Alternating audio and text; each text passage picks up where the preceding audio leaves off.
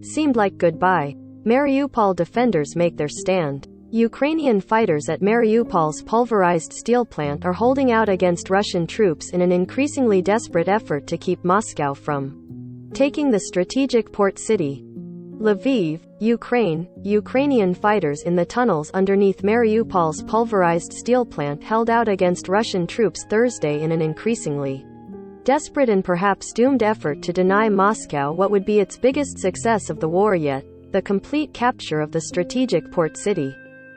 The bloody battle came amid growing speculation that President Vladimir Putin wants to present the Russian people with a battlefield triumph, or announce an escalation of the war, in time for Victory Day on Monday. Victory Day is the biggest patriotic holiday on the Russian calendar, marking the Soviet Union's triumph over Nazi Germany. Some 2,000 Ukrainian fighters, by Russia's most recent estimate, were holed up at Mariupol's sprawling Azovstal steelworks, the last pocket of resistance in a city largely reduced to rubble over the past 2 months. A few hundred civilians were also believed trapped there. The defenders will stand till the end. They only hope for a miracle, Katerina Prokopenko said after speaking by phone to her husband, a leader of the steel plant defenders. They won't surrender. She said her husband, Azov Regiment Commander Denis Prokopenko, told her he would love her forever. I am going mad from this. It seemed like words of goodbye, she said. Ukrainian President Volodymyr Zelensky said the attack was preventing the evacuation of civilians remaining in the plant's underground bunkers. Just imagine this hell. And there are children there, he said late Thursday in his nightly video address. More than 2 months of constant shelling, bombing, constant death. The Russians managed to get inside with the help of an electrician who knew the layout, said Anton Gerashenko, an advisor to Ukraine's internal affairs. He showed them the underground tunnels which are leading to the factory, Gerashenko said in a video posted late Wednesday. Yesterday, the Russians started storming these tunnels, using the information they received from the betrayer. The Kremlin denied its troops were storming the plant. The fall of Mariupol would deprive Ukraine of a vital port, allow Russia to establish a land corridor to the Crimean Peninsula, which it seized from Ukraine in 2014, and free up troops to fight elsewhere in the Donbass, the eastern industrial region that the Kremlin says is now its chief objective. Captain Sviatoslav Palomar, deputy commander of the Azov Regiment, pleaded on Ukrainian TV for the evacuation of civilians and wounded fighters from the steelworks, saying soldiers were dying in agony due to the lack of proper treatment. The Kremlin has demanded the troops surrender.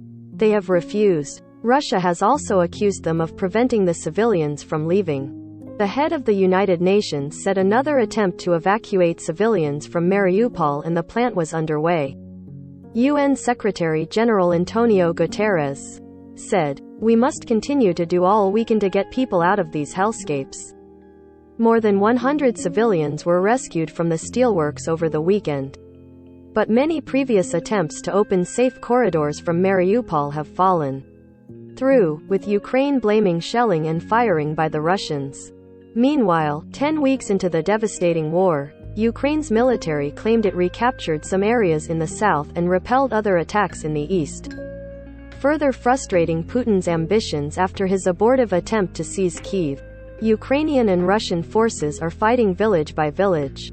Pentagon spokesman John Kirby said Russian forces are making only plodding progress in the Donbass. The head of Britain's armed forces, Chief of the Defense Staff Admiral Tony Radakin, said Putin is trying to rush to a tactical victory before Victory Day. But he said Russian forces are struggling to gain momentum. Radakin told British broadcaster Talk TV that Russia is using missiles and weapons at such a rate that it is in a logistics war to keep supplied. This is going to be a hard slog, he said. On Thursday, an American official said the U.S. shared intelligence with Ukraine about the location of a Russian flagship before the mid-April strike that sunk it, one of Moscow's highest-profile failures in the war. The U.S. has provided a range of intelligence that includes locations of warships, said the official, who was not authorized to speak publicly and spoke on condition of anonymity. The official said the decision to target the missile cruiser Moskva was purely a Ukrainian decision.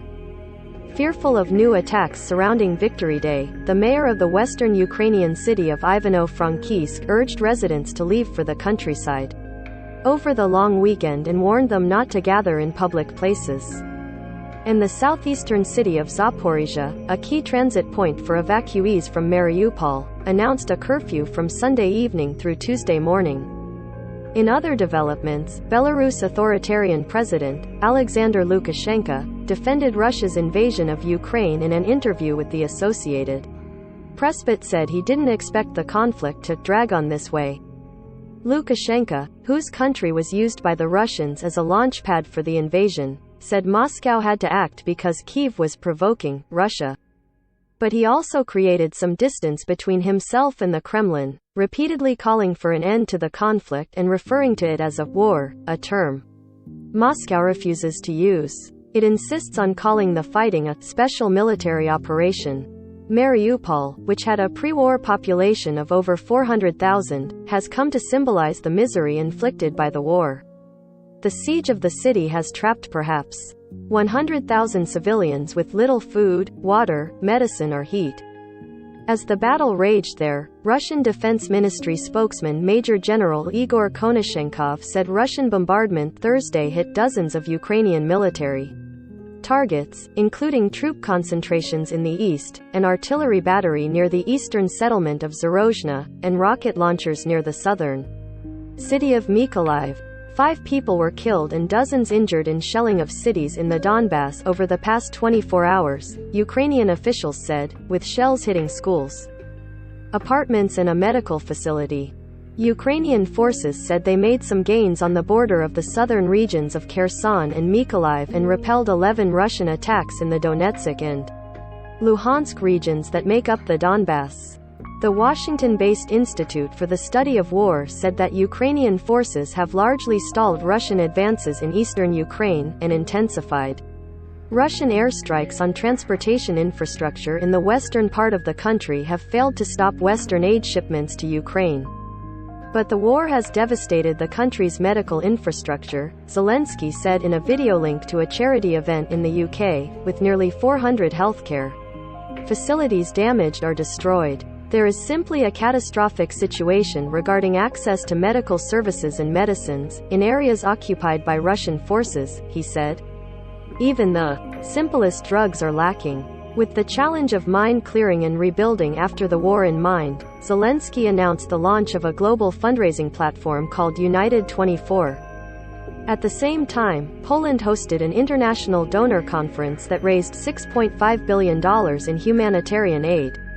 The gathering was attended by prime ministers and ambassadors from many European countries, as well as representatives of nations farther afield and some businesses. In addition, a Ukrainian cabinet body began to develop proposals for a comprehensive post-war reconstruction plan, while Zelensky also urged Western allies to put forward a program similar to the post-World War II Marshall Plan to help Ukraine rebuild.